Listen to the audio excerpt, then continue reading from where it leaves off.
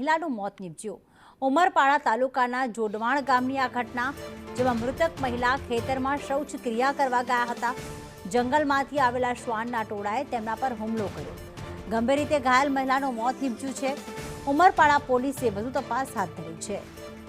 નિલેશ અમારી સાથે જોડાઈ ગયા છે। નિલેશ, જંગલી શ્વાને હુમલો કરતા 41 વર્ષીય મહિલાનું મોત નીપજ્યું છે। આખી ઘટનાની હકીકત શું છે?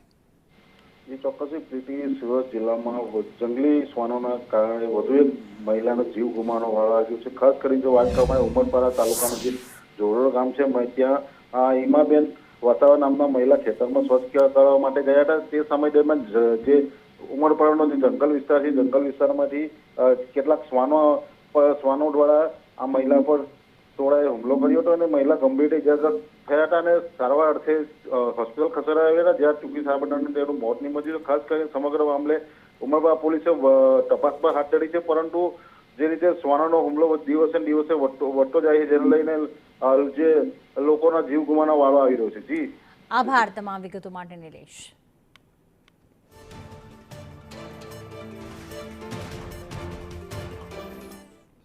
ભાવનગરના સિંહોર